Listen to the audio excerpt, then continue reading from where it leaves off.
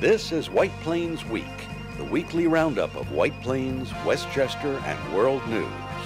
With John Bailey, editor and publisher of the daily internet newspaper White Plains Citizen Net Reporter, WPCNR.com. Jim Benerofe, editor and publisher of SuburbanStreet.com and WhitePlains.com. What's happening? Who are the newsmakers? What's in store for the future?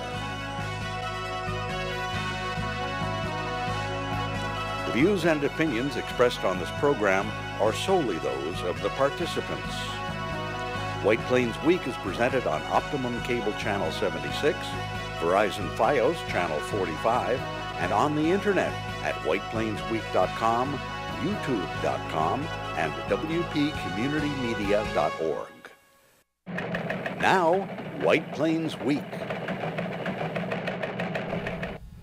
Good evening, Mr. and Mrs. White Plains, Westchester, and the world. John Bailey with Jim Benerofe, my compadre these last 19 years we do as a show. And you have the headlines. And here are the headlines for the week of Memorial Day weekend, May 24th, 2019. White Plains Kat Bresler makes her appeal to the Second Circuit Court of Appeals in Brooklyn to get on the June 25th primary ballot after a judge denies Board of Elections approved signatures. White Plains approves $226.8 million school budget and a new $25 million reserve fund. County Executive George Latimer burns bridge with Standard Amusements and Playland 4 days until agreement terminates. Westchester Putnam Workforce Board sees Westchester failing to provide educated workforce to fill Westchester employment needs. White Plains sales tax struggles to keep pace with inflation. Westchester County receipts still growing but slowing pace. City to approve its budget Monday evening. Robocalls for Greenberg school vote flood White Plains. Pest control firms solicit door-to-door in White Plains to spray residential properties to protect against ticks. City is accepting resumes for city court judge vacancy, but hurry. You have to have them in by May 30th. Dust off that resume. Memorial Day ceremonies begin with annual parade at 10 a.m. on Monday.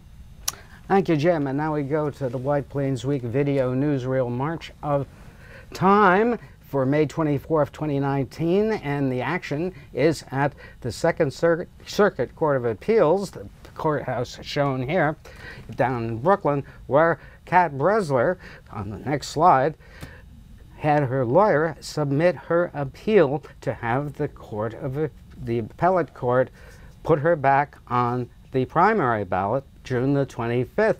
And as of the time we're taping, a decision has not been made by the appellate court.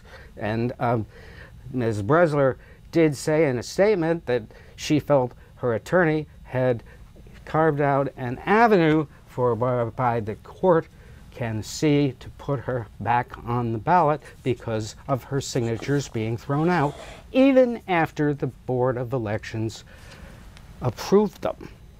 And I felt that this is another sort of case, Jim, because as you recall, the appellate court threw out Adam Bradley's conviction years ago, and he got a new trial out of it. But of course, the Bradley being convicted the first time, it ruined his career, cost him the mayoralty. And but that was a very strong decision by the appellate court at that time, which really exists for us who may possibly be wronged by the courts. Possibly. But we await that decision. It's a big one because it calls into question if they approve Bresler for the ballot, or if they don't approve Bresler for the primary, because it would call into question how does the Board of Elections determine whether a signature is correct on a petition. Like, we always get postcards in the mail you know, before an election to say, has anything changed? But that, supposedly, that doesn't. Now, we go to the big decision that White Plains made as a whole this week, and that is the school board. The school board met Tuesday night to go over the results, and this is what the action was when it was decided. Terrible. Explain to him why I was fixed the next day. Yeah. All right, they're all coming in. You broke 1,000. You're good.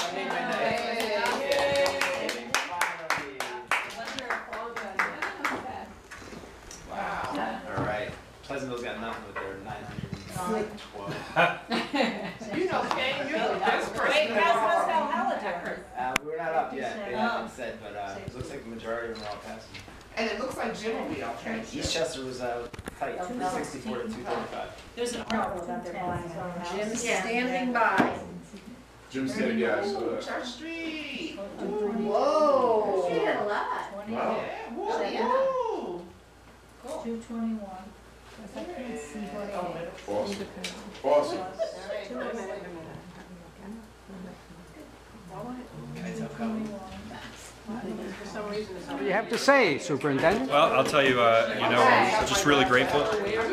Grateful to the community, grateful to the continued support for our children and the school district. I think White Plains has had an amazing tradition of supporting its children. And tonight, I get as a result that supports that. I'm humbled and blessed to serve in this community, and I just want to thank the community members so much for all of their support.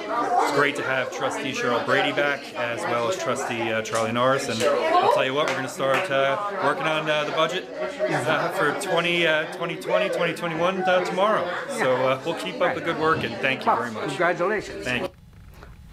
A big landslide again. Let's take a look at the numbers, shall we? Next slide, please. $226,588,508 is the budget. 1,108 voted. 3.4% of 32,000 registered voters in White Plains. 939 voted last year total. Dr. Rooker's second budget, his first increased spending 2.1%. The 2019 to 20 spending is up 3.66%, but $2 million more in state aid makes up part of that 3.66%.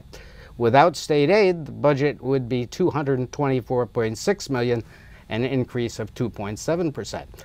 It increases taxes 3.44%.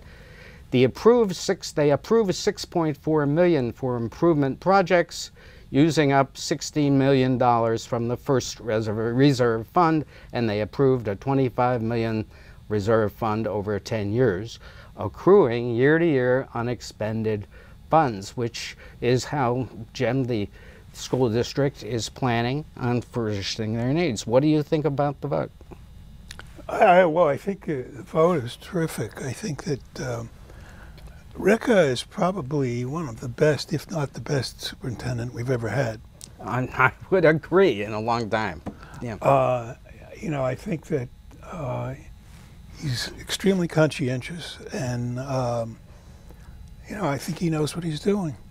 Well, he certainly has hit upon an intriguing thing with this reserve fund that he's building, because it eliminates bonding and extra interest down the road and pays for things as needed with a reserve, which I could never understand why that wasn't done in the past. But they are doing it now, and White Plains is a leader in that. And now, in another matter that came up, here we go. Back to the county. George Latimer came out with a letter this week and a statement basically taking a strong hold in his position regarding Standard Amusements continuing the Playland contract.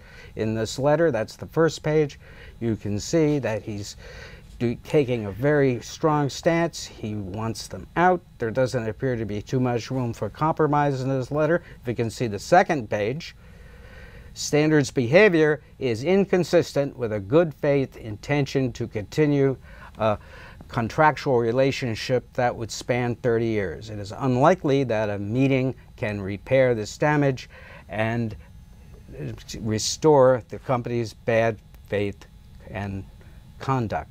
That's a strong statement. Yes. You know, I mean, it doesn't look as if this is going to be salvaged, but you never know. There's still 4 days. We're taping on Friday morning, and the termination of Standard Amusements takes effect at the end of the 28th of May. And now, also on Monday, we had a panel held at White Plains High School, held by the Westchester Putnam Workforce Development Board. Here's a slide of the room. And the Development Board hosted this high-level learning and panel discussion to address the shortage of middle and soft skills training and eliminate options for mapping sector-specific career paths through stackable credentials as a viable choice for high school students. And our first speaker from this illustrates the problem. That in this lower Hudson Valley region, there were more middle school job opportunities than there were individuals qualified to fill them. So unlike high skill jobs or low skill jobs where there were more of us than there were openings, in this one segment, we had an opportunity to train young people for jobs that were in employment, where employers were ready, willing, and prepared to hire and continue to train people to move upwards. What we found were that middle skill jobs earned family-sustaining wages, that middle skill jobs served as on-ramps, as I said earlier, to other career pathways and more extended career pathways, and that our pipeline of employees here in the lower Hudson Valley had assets already that they could bring to the workplace. We have one of the most diversified employee pipelines in the whole region. And so let's talk about our young people as having assets, whether it's biculturalism or bilingual capabilities that they could bring to the workplace. And so we highlighted 3 industries. And those 3 industries have been the focus of all of us here on this panel today and other partners in workforce development. They were healthcare, especially health information technology, so not just clinical positions, but administrative positions, culinary and hospitality. We have MGM moving into our region very shortly. And the third was IT, tech support. And the common thread among all of those areas is that the employment opportunities in each of those industry sectors isn't just healthcare in healthcare or IT for IT businesses, but you could work in finance with an IT background. You could work in HR with a healthcare background. And culinary, of course, required customer service, IT knowledge. And so there were these wonderful opportunities for our young people to take the first step in a middle skill job. Because we have many misperceptions in this country about who gets educated, where they get educated, and how they get educated. And we began to look at how we are giving people false categories of not being college material. Maybe some of you have heard that. Maybe your family members have said, well, my young person is not college material. Well, I think that every college should be student material. And that means that every college has to offer the kinds of programs that allow those students to live their best life and to get on that ladder that was just spoken about. And so we've developed our Career Skills Academy around the opportunity of creating structures so that students, as was just mentioned, could start in a shorter term space, earn, learn, and then have the aspiration to go to the next step on the ladder. And for us, it is very important to understand that educational institutions must not continue to create sort of this falsehood that we can only do this or we can only do that. What we have said is that every career ladder in our college, every academic program should actually be able to show the student when the student comes in what the possibilities are and what the earning capacity is at every step along the way, so that they have meaningful aspirations, so that they actually can take one step at a time. And so for our perspective, we changed it from middle skills because sometimes people confuse middle skills with middle school. And so what we're trying to do is really think deeply about the career skills that you need to earn a meaningful, family supporting wage, and then continue the journey to build the capital for success. Okay, that was Dr. Basson, and Dr. Ricca also made a presentation there, and he pointed out how White Plains High School is adjusting to prepare this. He had a really good insight, and once again an indication of how he is changing things, White Plains, by getting everybody to buy in what needs to be done. That's a talent. That's a talent. Now, healthcare. Here's a slide that was shown at the meeting that was passed out, and it shows how the occupations in 2016 to 2020, there were 378 annual openings as a home health aide, 222 as a nursing assistant, patient care technician, and across the board. And the salaries are like, they range from $13 an hour hourly to $15, all the way up to $41 and $60 an hour across the board. And in biotech, again, here's 163 openings in the upper left-hand corner, $20 hourly across to $58 hourly. And these charts I will put on my website sometime this weekend, and they're very fascinating. But what do you think about this, Jim?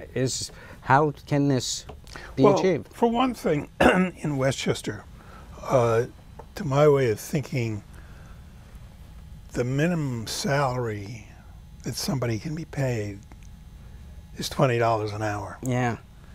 You can't live in Westchester on minimum wage. That's just pure nonsense. Yes. And maybe the only way to get that across is to get some of these heads of companies to live for 6 months or a year on a minimum wage salary and see what happens, and they'll get a rough idea of how tough it really is. Yeah, that was what really caught my eye about these charts, how really I felt low some of these salaries per hour were, because I made that freelancing in-house for companies 25, 30 years ago. Yeah.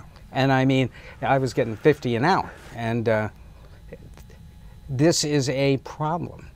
Well, it's a lot Companies more aren't expensive to paying live enough. in Westchester They're not today paying than it enough. was then. They really aren't, and they're not paying more anytime soon. But this is penny wise and pound foolish, because everybody wants to be a lawyer or a doctor, and not everybody can do that. Right. And now, sales taxes came out this week from Albany, and we have a slide that is not exactly as good news as last year's was at this time. The city needs a steady May and June, meeting last year's sales tax, to actually get the $50.1 million they earned in sales taxes last year. If they receive what they got in May and June this year that they got last year, they will hit $49.4 million, which is off 3.25%. Well, what's interesting about this whole business of sales tax and everything else, you know, we have our fearless leader telling us that we've got the best economy in I don't know how many years. He said since the 1960s. Yes. And I don't have the sense that the economy is booming. I think that's, you know, I don't know what his statistics say, just know what he is mouthing off. But he has to talk about it so often, it's beginning to be hard to believe that it's actually true. And I can cite a lot of things in White Plains. We have two buildings that are not under construction, which are big holes in the ground. We have this sales tax problem. If the economy is so great and the whole nation is working 100% employment, what's going on? Yes, well, it goes back to this chart of wages that we showed a little earlier in the show. They're not paying enough money. So people don't have the money to spend to boot the economy, and with the student loan problem that continues to exist and that nobody's fixing, you're not going to buy houses. The student loan thing is crazy in my opinion. Yeah. I think they compound interest. They do. Why in hell's name are they doing that? Yeah. Excuse the language. Oh. But Jim Benerofe getting irate. Exactly. Why are they compounding the interest? The interest rate on student loans should be, I don't know, 2%. It was a way for colleges to make money and banks to make money at the same time, but the unforeseen consequences is it has killed the housing market. It has made a lot of persons in their 20s and 30s renters for life. Yeah. Renters for life, that's what they face. And that is not going to help housing. And now, we're coming up on a new feature. We didn't have time for it last year, but it is Benerofe on books. Ah. All right, so the book that I brought, which I finished a couple of weeks ago, is titled A Little Life, and it's by, and you'll have to forgive me on the pronunciation of the author's name, it's Hanya Yanagihira. I don't know if I've got that correct. Excuse me if I don't. The book is substantial in size. It's like 800 pages. It is probably one of the best written books I have ever read. It's a very involved story, mainly about, I forget whether it's 4 or 5 students at college and their careers. I think there was an artist, there was a lawyer, it's all kinds of things, but it's heavy reading, let me put it that way. I read it fairly quickly. It's, I know there are a number of copies available in Barnes & Noble. And the book won, it's got the Man Booker Prize finalist. It won some other awards. It won the Kirkus Prize, and New York Times called it one of the best books of the year. And I can tell you, this chronicles experiences of kids from college over the course of their lives. Did it ring a recognition factor in you yourself personally? Was it true to life of the... Yes. It was... it's hard to say. I don't want to say anything really about everything that went on. No, of course not. I think that you have to really read the book. The author, it's just fantastic the way she worked things. Now, this is what place does it take place in? Takes place in New York and Boston. So it's very contemporary with our generation, I would say. And now, what makes this different from other stories like this that you've read? It's very different. Very different. Is it,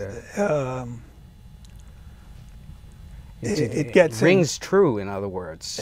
More so. Well, it gets into some very heavy subject matter. Issues, choices, fate, and how you were victimized by circumstances. Yeah, victimized is... Victimized is right. Well, we're seeing that in some of the stories we covered today. You know, how circumstances tend to surround you and make choices. But anyway, hold up the book again, because you read a lot of books. So if this is one of the best books you've ever read, everybody should check it out. A Little Life, Jim Benerofe's book of the week. And you read that in a week, right? No, I read this in about a month and a half to 2 months. Month and a half, but that's still pretty good progress. Yeah. Right, very good. Well, listen, thanks for that little note. And right now, we would like to point out that coming up this Monday is the Memorial Day weekend observance. This is a shot taken from 2007 over at the White Plains Rural Cemetery. The parade starts at 10 in the morning and marches up to the cemetery. What does Memorial Day mean to you? You've seen a lot of these. Well, I try to be very supportive of veterans. I think that we don't really always put enough money into veterans, and I support several veteran organizations, specifically Paralyzed Veterans of America, the DAV, Disabled American Veterans. Right. It is a day to remember, and perhaps with a contribution, and to go out, watch the parade, and just salute and think about the sacrifices these men and women have made, and that we have preserved the freedoms that are so threatened today by leadership around the world and at home. They do not realize how parochial attitudes can really change things dramatically, so we can lose the freedoms we had. And in fact, if you want to talk about people to be heard this week, we have Father Thomas Collins discussing Stepanak's future, which is a very good program about how Stepanak has grown. So I recommend it. People to be heard, 7 o'clock Saturday, and on WPCommunityMedia.org. John Bailey for Jim Benerofe, Peter Katz. Good night for White Plains Week. This has been White Plains Week, news and commentary about White Plains, Westchester, and the world. The views and opinions expressed on this program were solely those of the participants. White Plains Week, produced by White Plains Citizen Net Reporter, and presented on Optimum Cable Channel 76 and Verizon Fios Channel 45.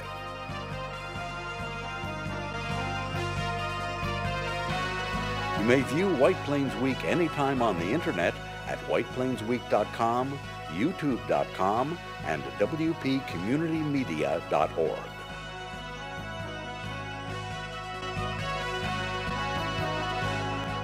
For White Plains Week, this is Peter Katz speaking.